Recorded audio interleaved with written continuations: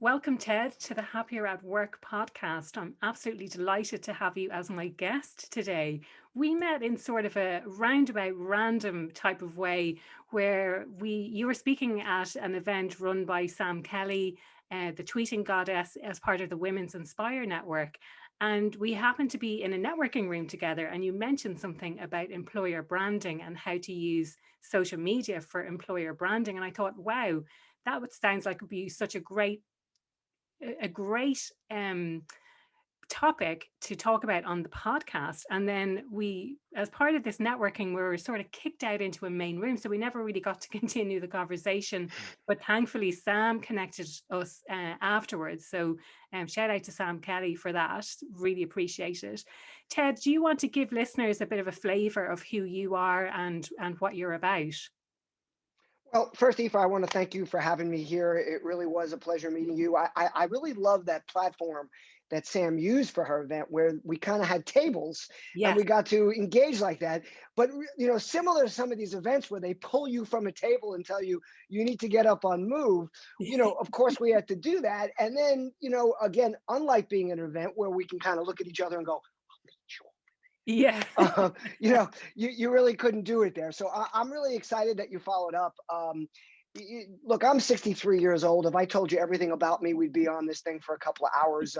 It's been a long journey, but basically, I am a marketer.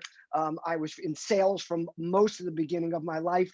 I discovered the internet in 1997. I joined Seth Godin, who most of your audience is probably familiar with. I was lucky to join his startup when he was still not who he is today. I moved back to New York from Florida to work with him. I left my family behind for the time being, made the critical mistake of moving in with my in-laws for a little while. Don't ever do that unless you really, really have to, especially if they're like the Costanzas from the Seinfeld show. They wake up and just scream at each other all day. So I used to get out of that house as soon as I could. And the good fortune that happened with that was that Seth was an early riser, and I got to be alone in the office with him for a good deal of time while he was coming up with a lot of his original thinking about permission marketing, how to communicate with consumers and the idea virus and how ideas spread. And he also created a great work environment, which was a continuation of my thinking of how to make people perform their best by making them feel their best and giving them a place where they really want to come to versus, abhor and don't want to be at, and people they want to work with. So I kind of moved along in that front. After all the learning I got from Seth, I kind of moved into the marketing side of things. I was the CMO of a small cosmetics company called Elf Cosmetics, which is now a multi-billion-dollar company. I jumped into social media when I was there. Was kind of one of the first companies to move my entire marketing budget, which was really limited. It was mostly about the people, but I moved it into um, social media. And I got my first view into what it means when people on your team are directly communicating with the consumers and with the people you work with. And I needed to create content. So my content wasn't just about my product, because we realized early on it gets boring when all you do is show your content, show your product, show your product. It's the greatest, it's beautiful. But we started sharing content about our employees and things they did. Our creative director created a blog that was about her life in New York City as a young person. Yeah. And it drove huge amounts of conversation and traffic. And what did it do? It created an image and a culture around the brand that for us really helped our brand grow. And when we decided to make the move from strictly digital into store, it was our online followers that drove that, who showed up in droves at the stores to support our product and being able to buy it on a moment's notice, only one piece at a time, because we used to require a pretty large order in order to get their free shipping. And it's just kind of progressed from there. I moved from there to a company called Open Sky, which was a peer-to-peer commerce type of venture. I helped grow their following, brought in, again, a lot of social media, a lot of bloggers, a lot of conversation, communicated directly with consumers, shared their content. And matter of fact, at Elf, I created the first website that aggregated the content being created by our customers and by our employees. So anytime anybody mentioned the brand, we sucked it into an environment where people could watch it. And what we learned was even the crappiest content created by people that loved the product and love the brand, created more traffic and generated more interest in all the high level sophisticated content we were creating. Yeah. From there, I joined a company called Collective Bias, which again started empowering the use of content to create the marketing plan for the companies. I like to say that the content is the ad now, that the best advertising is actual content. And we've all seen that. The TikTok videos, Snapchat, all the photos and things people are creating. Brands are desperate to get people to talk about and share their content. And it's funny, I was just watching on the History Channel yesterday a story about the beginnings of the confection business in the States, Hershey and Curtis candies, which created the Babe Ruth bar, and how the owner there, I forgot his full name, his first name was Otto, was the first person to take a product and put it into entertainment. And he had Shirley Temple getting one of his butternut bars, which started this whole idea of we want to see people enjoying our products, using our products. So Yeah. who's better for that than your customers and a group that's been tremendously overlooked, your employees, because they Yes. can really share what the company is about. Yeah. Collective Bias was acquired. John Andrews and I started doing a lot more around content and connecting with people. We've been running Photofy for the last 3 years. I have just stepped down. I'm no longer the CMO of Photofy. I'm just an advisor to the company now.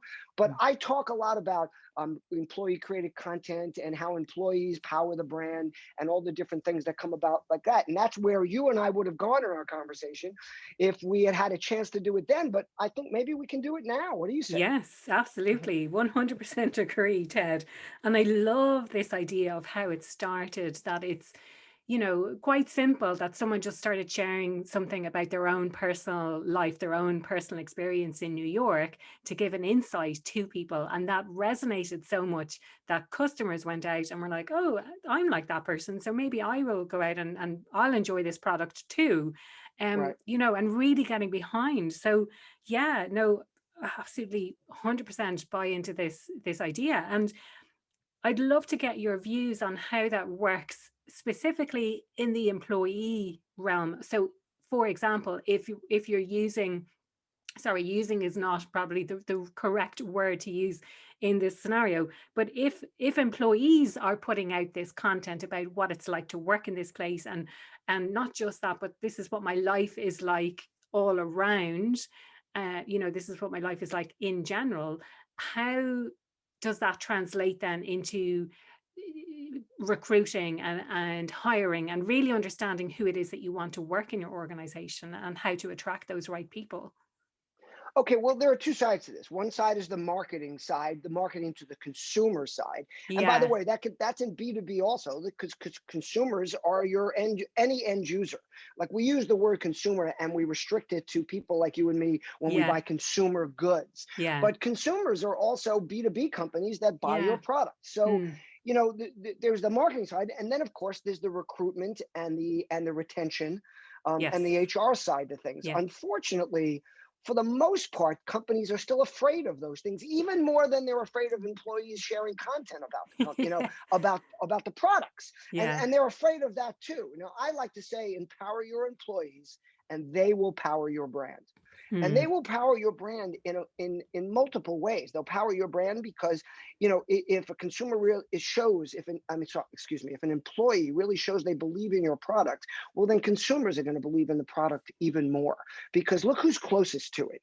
The employees. They know the product, they know how it's Yeah. created, they know the thinking behind it. So if they're sharing that they're using it or what they're doing, that's a really big market generator for the company. And the way employee advocacy started out, and it still is an important part of it, was companies like Dynamic Signal, whose board I happen to sit on, but I sit on their board because at the time, years ago, back in 2013, I was talking about empowering your employees to share content about the company, and they created a software that actually empowered that, Yeah. empowered it with the with the employees, but also empowered management to have some kind of control over it, to be able to see what's going, to put us some guardrails, to share content that they want to see shared.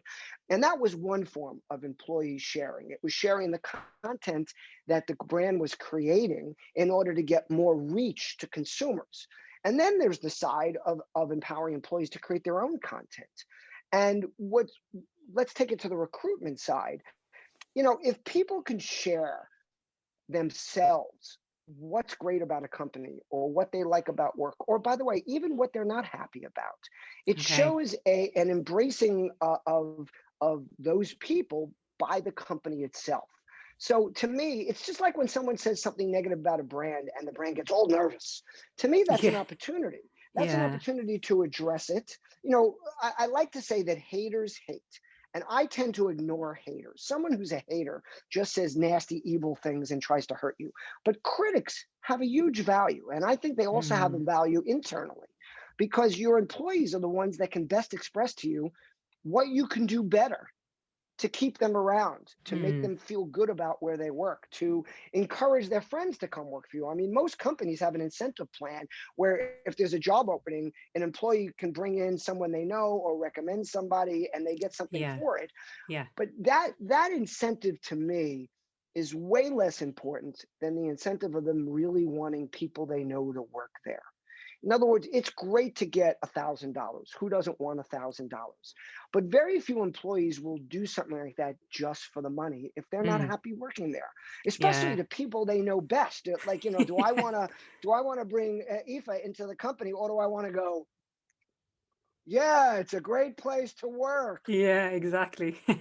Like, you don't want to come here. Well, then why are Mm. you still there? Well, a lot of people stay in their jobs because they need work, because Yeah, they get comfortable, because they don't have someplace else to go, or just straight fear. But are those the employees you really want?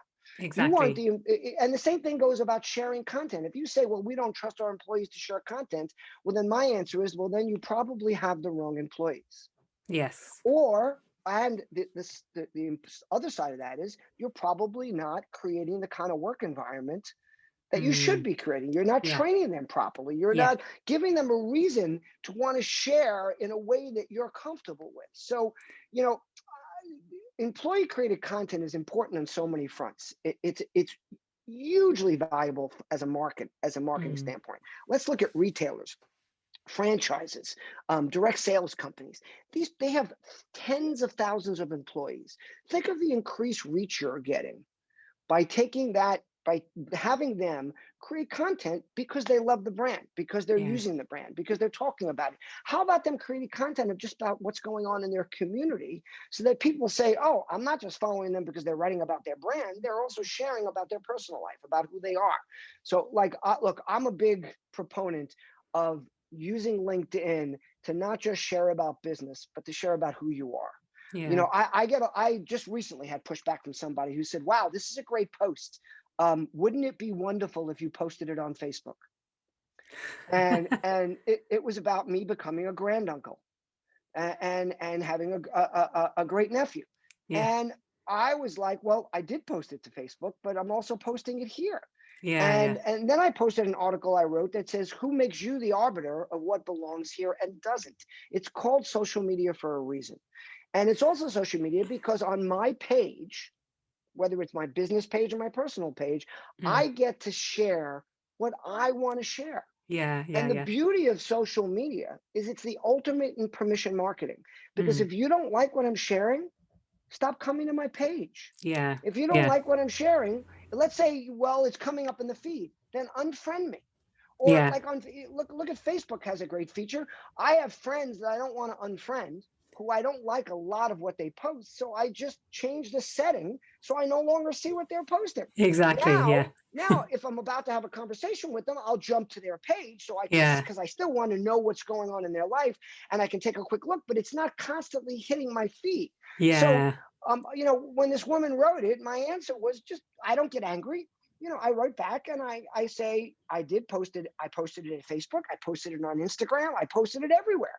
But I'm Yeah. also posting it here because I want the people I do business with to know who I am as a human being.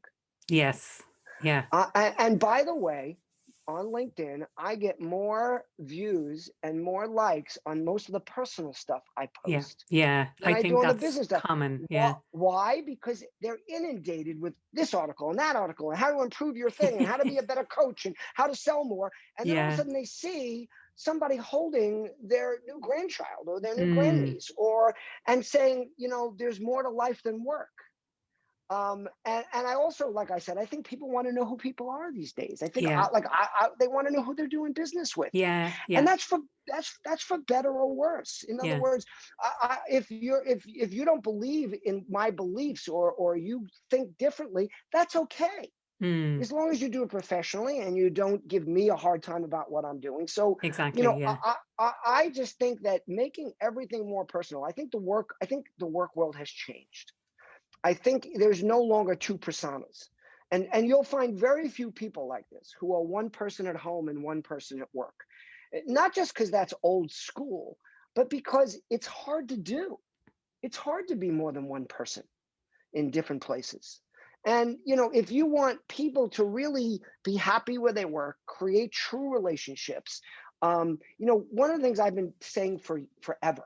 I mean, I was preaching this back in the 90s, was that if people like where they work, they're going to Mm. stay there longer. And if Yeah. they like the people they work with, Yeah. even if something at work isn't exactly the way they like it, they're going to tend to stay longer because they don't want to leave their friends. They don't want to Yeah. leave that. And here's a really important word. They don't want to leave that community, because Yeah. companies are communities. So a lot of people overlook this, that a business is not just a business. It's not just a culture. It's a community. And that community is made up of employees. And if it's done correctly, it's made up of employees at all different levels. So it's not just the community of the people that work on the factory floor, and it's not just a community of people in marketing, but you bring those people together. There's sub communities. It's kind of like Mm. the old Google, what was the Google Google social Plus, was media? it? Google Plus? Google Plus, but it was all about Google circles, and Circles. Google Circles. and parts overlap, and then Yeah. in the middle you have where everybody overlaps. And to me, the way to make a company most successful is when you make it a community. Why? Because a network gives you reach, but a community gives you power. Yeah. Yeah. Networks connect and communities care. And when you build a culture that is a community, you're creating a people that want to support each other in every way they can. And just to Yeah. me, there are look, that doesn't mean a company can't be successful by not doing that. And here's where we hit a lot of resistance, Yeah. is whether it's marketing, whether it's employee advocacy, whether it's building a community. There's always going to be successes and successful companies that don't do it the way that we feel is the best way to do it. And Mm. people go, look at them, they're successful, we can be like they are. That doesn't look, it's like anything else. There are families that are totally disconnected, but they work. That doesn't Mm. mean you want to be that way. There's always a way that gives you the best chance for success. But more than that, I think a lot of companies are trying to create a place where people want to be now. I think that, don't Yes. get me wrong, it's Yeah. about success and it's about making money and it's about doing well. But I think a lot of companies, especially now since the pandemic, where people have gotten a much deeper view into the well-being of their colleagues, that I think a lot of companies are saying, we want people to be happy here. We Mm. want people to feel like this is a good place to work. We've learned, one of the things we've learned during this pandemic is that a lot of companies have finally realized that people can work remotely and be not only as effective, but Yeah. very often But more. more productive and Yeah. more effective, Absolutely. Yeah. Yeah. because they're not running back and forth. They're not having to pull from home to come pick up their kid or to go watch a game. They can do it Yeah. easily because they naturally go right back to work. Instead of the days like when I used to leave the office making believe I was going to a business meeting. Yeah. Even when I was CMO, I still made up a story, and I was actually at my daughter's soccer game, but I had my phone and I could keep up and I could do things. But why not be able to do that without having to hide it? Think of how much more Exactly. Yeah. productive you can be if you say, hey, I've been working since 7 a.m. I'm going to my kid's game right now. Yeah. I'll be offline for the next hour or two, but I'll be jumping back in. And I think they've realized that people are not adverse to working later at night, to being able to take an hour in the middle of the day to have lunch or to do something with their family, especially with all the kids that were home for all this time. I think people Yes. learned and companies learned that. And I think there's going to be a lot of changes. I think Yeah. that a lot of office space is going to go empty. Yeah. I think that, of course, don't get me wrong, there's still going to be offices. There's going to still be Mm. companies that are more effective when they're there. There are going to still be companies that want offices where they want employees to come in once or twice a week. I think that's great because you Yeah. want some face-to-face time. But I think they're going to be a lot more loose and a lot easier with letting people work remote. I mean, just look at recruiting. Okay, you're talking HR, right? Yeah. I get a lot of recruiting emails. Most of them are asking me for recommendations of people. Some are asking for me. But I would say that before the pandemic, 80 to 90% of them told me the cities the person had to be in. Said, like, this Yeah. Yeah. person Yeah. either has to be at our main office here, or we might allow them to work out of our New York office or our Southeastern office. We might. Now, I would say 80 to 90% of the recruitment emails I get say that this person can be located almost anywhere. Yes. Yeah. Yeah. I Yeah. mean, again, we're talking a little bit higher level here because, Mm. it depends on what your job is. Obviously, if you're working in a restaurant, You you have to can't be be there. remote. Yeah. But especially for marketing jobs, like I have seen a lot of high level marketing jobs now where they're totally open. And what does that do? That opens the recruitment process to Yeah. so many more candidates Yeah. because there were so many people that wouldn't move. Plus, it saves the money of having to move people across the country, and then they don't work out, and then you move the next person across the country. Yeah. Yeah. Yeah. And I just think that also this remote work is going to open up so many jobs to so many more people. Yeah. And then, look, you might have noticed that recently we're seeing a lot of articles saying that remote work doesn't work and that people aren't as effective. You know who's paying for all of those articles? The real estate industry, the I REITs. haven't, to be honest, I haven't seen any of those Well, articles, they're, but they I'm well going they to look for them Well, after I this will tell you conversation. that they kind of started in the middle of the pandemic and they have kind of petered out because people have pushed back saying that's not true. And then a little Yeah. research was done and Yeah. they could find out from the proper PR people who were paying for these articles to be Yeah. posted. It was the people that are looking to save their buildings or to Yeah. bring Of people course. back in. Yeah. So I just think that we kind of got into this very briefly before we started the recording. Things are going to change. Yeah. But I think it's not going to be one way or the other. There's going to be a mix. I think companies are going to realize, look, a lot of people are anxious to get back to seeing people.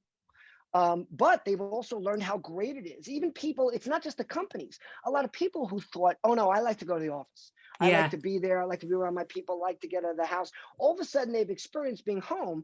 And sure, they want to get back where they can get out a few days a week, but they've realized that they can be really productive, that Yeah. their family lives have improved, that they're Yeah. closer to their kids, that they're not missing things they missed before. And I think this is all about empowering employees to power your brand, empower them to set Yes. up their own schedules, how they can work best, what they can do, and then work with them. I don't mean just give them a free hand, but I think it's happiness in the workplace's job, within companies to figure out what's the best mix going forward and to experiment with that.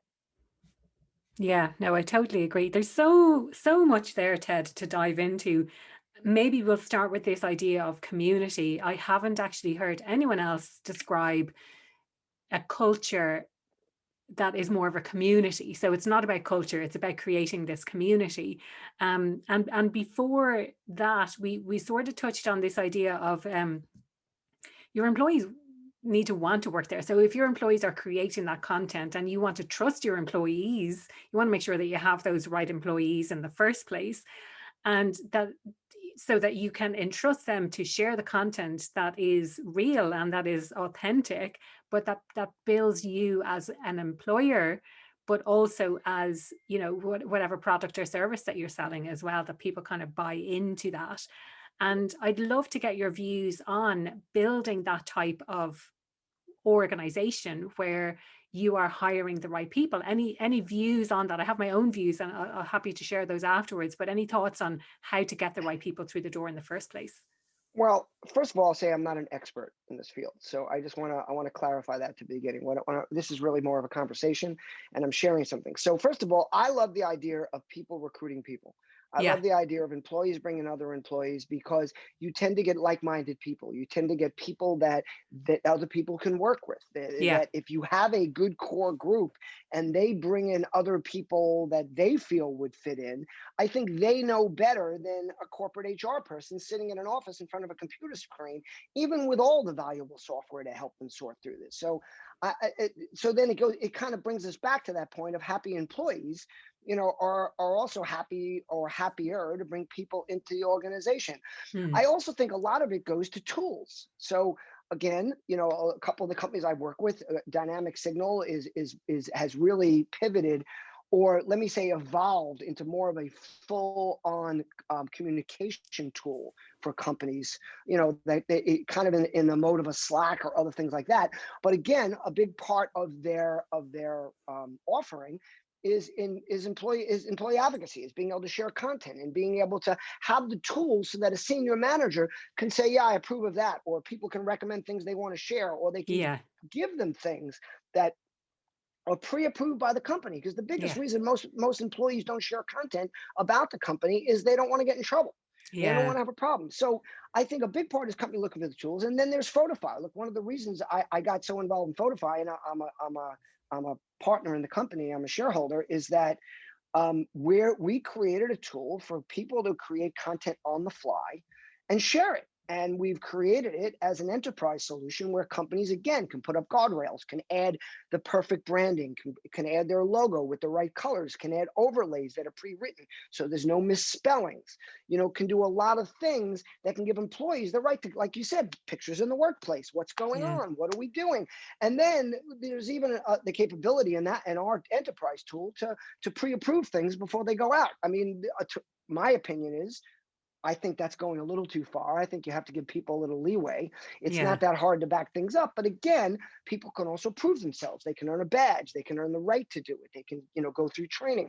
So I think tools are really important Yeah. in that respect. Yeah. No, I like that.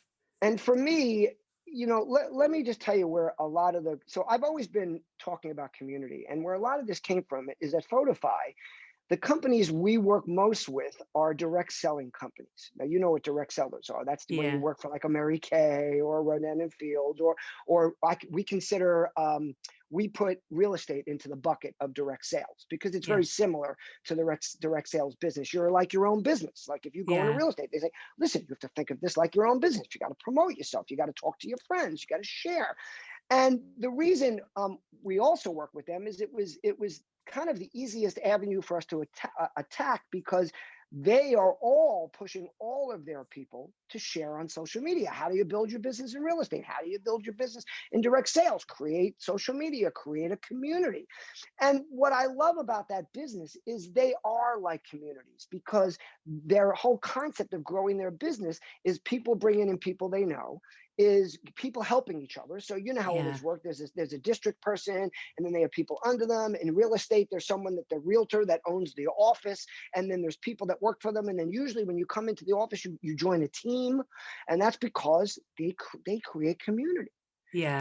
And they have events where all their people come together and they support each other and they talk about best practices, and their best salespeople get on the stage. And I did a lot of work with Mary Kay back in the day, and I emceed one of their global events for 4 days, and I really got to know a lot of the people that work there and what they do. And a big part of what they do is creating community, is Yeah. creating people that help each other. So to me, I see this as a natural extension into all companies. Because Mm. if you can create that, and we all know companies like that where people just love working there or they talk about it all the time. Usually it starts when they're a little smaller and more as a startup. And a lot of Yeah. these companies lose it as they grow bigger. But still, how many people do you know? And I'm sure you know a lot of them that are proud of where they work. Yeah. Yeah. Yeah. I work at Facebook. It's such a great place. Oh my God, Google, they do so much for us, and we have access to so many great things, Yeah. and the benefits are great. And then there are the companies that keep the benefits as tight as possible because they think it'll affect their overhead. To me, that's like hotels that take extra bars of soap out of the room and extra and extra garbage cans out because there's a bean counter in charge. That's when you Yeah. know the organization's CFO is in charge, Yeah. because Yeah. he's looking at short-term dollars and how we can save money. Whereas when there's somebody that's a people person involved, when they really understand if you make people feel great about where they work, they're going to be more productive. It's a whole different environment. And that to me is how you create community. And I just think of more companies. And by the way, this is kind of a new concept. Matter of fact, I might have even just come up with it here on this podcast. Heard it Um, here first, folks. you heard it here first. I mean, I do. I talk about community all the time. I talk about empowering employees. This is the first time where I made the jump. And if you remember, when we were first starting, I said, I love these things when they're just off the cuff, Yeah. because I create new content myself. And Yes. I think that companies, and I'm going to do a little more thinking about this afterwards, but companies need to create community. And Mm. here's the beauty of community. Community is infectious. Yeah. People want to be a part of communities. They want to feel a part of something. So to me, I believe, and again, I don't have experience with this because I'm talking about it kind of for the first time now, but I think if a company steps beyond culture and into community, that they will bring along a lot of their customers with them. And you don't bring customers into your culture. Yeah. Customers aren't a part of your culture because it's internal. But Yeah. community, to me, think about the way community works. People watch out for each other. You come home from a vacation and your neighbor lets you know that your 16-year-old had a big party at the house. You might not have known that otherwise. I mean, there's things where people look out for each other, and Yeah. I think culture is more inside facing, whereas community really reaches out. Yeah. No, I really, really like that whole concept. And You better have this, gotten all this because I need this now. Like, I'm going to come back to this recording. it's being recorded in several places. So And you're you're, taking notes. So and I'm taking I notes. hope you share your notes with me, because you don't want me taking notes, because then I'm looking down like this. I'm taking plenty of notes.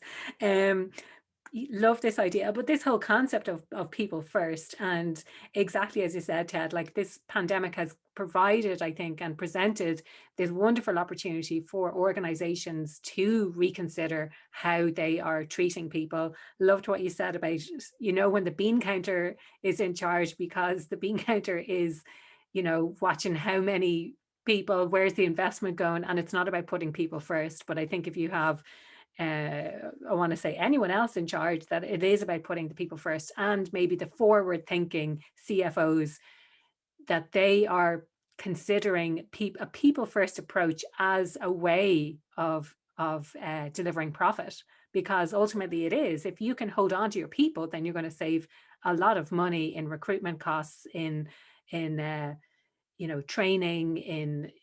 They say that it can cost about 200% if you lose someone at that, especially at that executive level. If you lose someone, it can cost 200% of their salary in order to replace them. So, you're going to save 100% by not losing them in the first place. Unfortunately, people first in an organization is very similar to my return on relationship concept, where it's a long-term view. And Yeah. a lot of companies don't have long-term views. So they say they're going to be people first, but then that's kind of the window dressing. But then decisions are made in a different way. And again, I think this pandemic displayed a lot. You saw the companies that really stood up for their employees, that took care of people, that made sure everybody got paid, that got people out of their offices first. And I also think Yeah. the mindset of people changed, because all of a sudden people are very concerned with the health and well-being of their colleagues. Yeah. And think about this, okay? When was the last time before the pandemic you said this? Like, I have a classic line I use right now. I go, I hope all is well with you and yours, and that you're all safe and healthy. Yeah. Now, the expression "I hope all is well," that's been around for a long time. Yeah. But Yeah. it's almost like the expression when you're walking down the street and you see someone, you go, "How you doing?"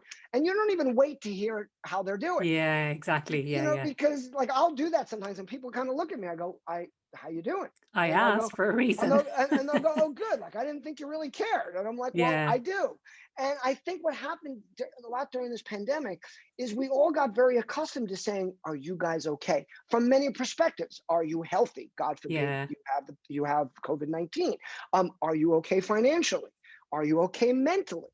There was a great article recently in the New York Times. If you go to my Facebook, I posted it, and it talked about a lot of what we're all going through. Mm. That a lot of us think we're fine, but then we find little things we're doing that we notice, like, well, I'm staying in bed later than I used to stay, or getting out of bed is a little harder than it used to be, or, Yeah. all of a sudden I stopped. Like, so I'm been buying up units in my building, and I've been taking over this small condominium, and I had a lot of resistance.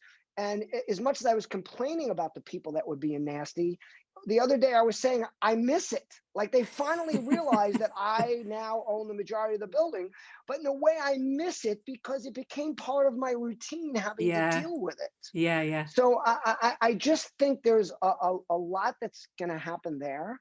Mm. And I think that a big change that I hope continues is our deep concern for each other. Yeah. I think we've always had it for our friends, but I think it's really spread now. It's spread to people that maybe we called acquaintances. I mean, I think we have that concern for everybody. There's not one person that I reach out to or touch base with where I don't go to look at their page and make sure that, or say, I hope all is well, or, Yeah. and really mean it. Like, I'm Yeah. really waiting for the answer. It's no longer just commentary or a Yeah. way to say hello.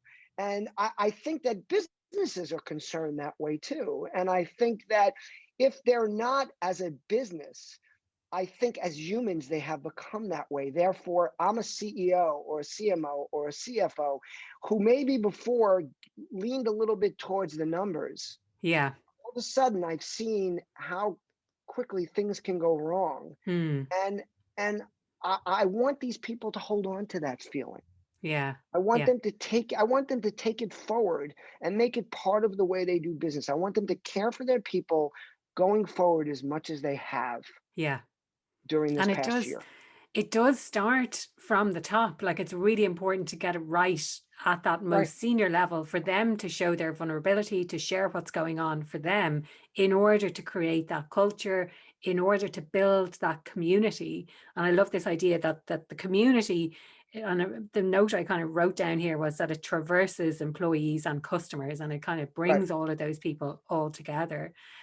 We did speak very briefly before we hit the record button on this idea of the pandemic, and we may not necessarily know the bigger impact, the longer term impact that it's going to have. And I must check out that New York Times article that you mentioned, because it's so right. It's like we're so used to we're so used to the day to day. We're just getting on with things now that we Right. take for granted, that maybe I am actually staying in bed for a little bit longer. Maybe it is a bit harder for me to get out and go for my run in the morning, or whatever that might be. So I'll definitely check that out, because I really believe that we don't know what the full impact of this is going to be yet. I think it's going to take a few years before we can properly reflect and see, especially from a mental health perspective. So I'm going to take it to the positive side. I had a teacher in sixth grade, Yeah. and it was 1969, and the Vietnam War. The the Vietnam War and a lot of the protests were in the news every day, and it was kind of the first times that we started hearing about things changing in the environment and everything. And I had a teacher named Mrs. Bruder, and she was a great teacher, so she'd get us into conversations about this. And every once in a while, when it got a little bit too negative, where people were scared, I mean, remember we were 12 years old, Yeah. she would say, "I believe in humanity."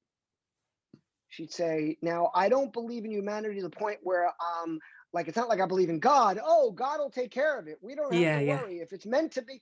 That was not what she was saying. She was saying, "I believe in humanity. I believe in their innovation. I believe in their desire to live and live a good life. And I believe we will come out of this better and stronger than we got into it." And Mm. I've always held on to that from Yeah. Mrs. Bruder. Yeah. And I just really believe that there's a good chance we could come out of this better. We could come out of this, first of all, more prepared to deal with these things in the future. I mean, look, this could have been a much worse pandemic. I mean, I don't, God, I could have been, one of those, things we see in the movies, people touch Exactly. you, and, Yeah. Yeah. and I think let's hope that we don't just get past it and move on. I want to get Mm, past it and learn from it. I want governments to exactly. be more prepared. I Yeah. want us as individuals to understand what we have to do next time for ourselves and for our families when this happens. But more importantly, or take it beyond, I want to learn from this that we need to care more about people, that Yeah. companies need to care about people, that Yeah. corporate executives who are now standing up and saying, we don't agree with that. And we're gonna put our corporate might behind saying that's not fair to like in Georgia where they're trying to make it so less people can vote, or and then you have someone saying, oh, they shouldn't get involved in this. Of course they should. Yeah. This is what affects their employees and their people. I'm just hoping that we're going to come out of this as a better world Mm, where I don't, that next year, I also say to you, how are you? Are you okay? Is your family healthy? That's more important than anything else. So yeah.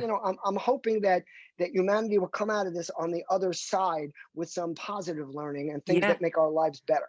That is, no, that's a really, really great approach to have, I think. The whole learning, but also see it as an opportunity to change. This is an opportunity And to create better I workplaces, mean, to create people, better right. lives. People were stuck at home, but they learned how great it was to be at home. I mean, I got to tell Yeah. you, so I traveled every week before the pandemic, or at Yeah. least every other week. And for the first 6 months or so, I'm like, this is like great. Yeah. I'm Yeah. actually home. I'm living in my house now. I'm very fortunate. I live in South Florida. It's a beautiful, the weather is beautiful here. I've got outdoor activities I was able to do throughout the pandemic. So Okay. certainly I had it better than others. But I have to tell you, the other day I was saying, oh, I'm kind of disappointed it's ending, because now all of a sudden there's all that pressure to get back in the Yeah. saddle and go travel again. And I've learned that saying no is nice sometimes when someone Yeah. wants you to do something and you go, no, I can't do it.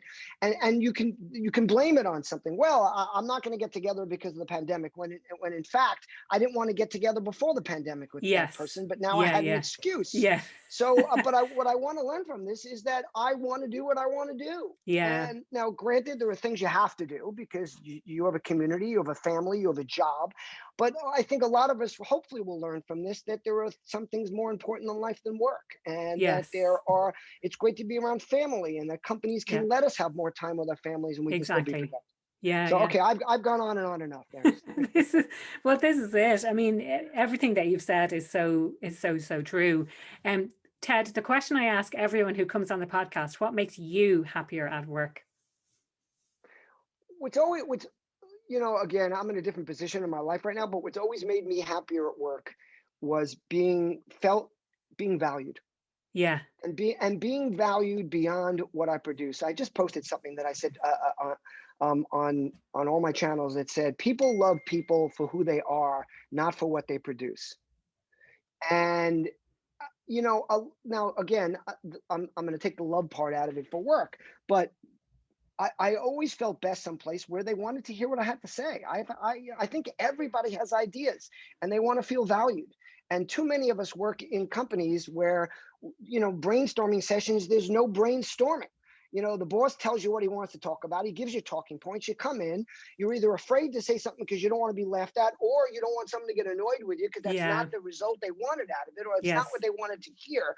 So for me, what always made me happiest at work, and even to this day, look, at Photofy, one of the reasons I'm not there on a full-time basis anymore is because I wasn't being heard, and in the same way I was at a different time. Yeah. And by the way, that's okay. Companies go in different directions. They focus on different things. John Andrews and I are very into employee advocacy, into employee created content, into creating community. So now we support the company in every way we can from outside, and as advisors. Mm. But to me, that's what makes me most happy. And I don't think there's anybody out there. I won't say that's the top of their list, but Yeah. I think everybody feels in any environment they're in, you want to be heard. You Yeah. want, in personal relationships, you want someone to pay attention to you when you talk to them. You want to know that they're listening to you. My mother taught me years and years ago, both my parents, look at people when they talk to you. If you Yeah. want them to think that you care. I remember I was going on my first date and my mom looked at me. She goes, make sure you're always looking in her eyes. Don't look Yeah. at every other person that walks in the door, because even if it's not because you're interested, you're just doing it as an instinct, it still makes the person you're with feel like they're not valued. Yeah. I, Yeah. I Yeah. think everybody wants to be heard. And to me, that was always the most important thing. Yeah. No, that's brilliant. And if people want to connect with you, if they want to find out more about what you do, what's the best way they can reach out? Well, first of all, my email address is tedrubin@gmail.com. Feel free to email me. I actually respond. My phone number is 516-270-5511. If I don't answer the phone, my voicemail is not full and it does take messages and I do listen to them. I often answer my phone. Feel free to reach out to me anytime. I'm Ted Rubin on just about every platform. So if you go to any of them, you'll find my social handle. Feel free to follow or reach out. And again, Google me, Ted Rubin on Google. Probably about the first 12 to 14 pages is a lot of my stuff. Brilliant. That's great. Thank you so much for sharing your insights today. I really, really enjoyed the conversation. I think we probably could have gone on for another few hours diving into the different aspects that we spoke about today, but it was thoroughly, thoroughly enjoyable. Thank you so much. Well, thank you. If I really enjoyed it too.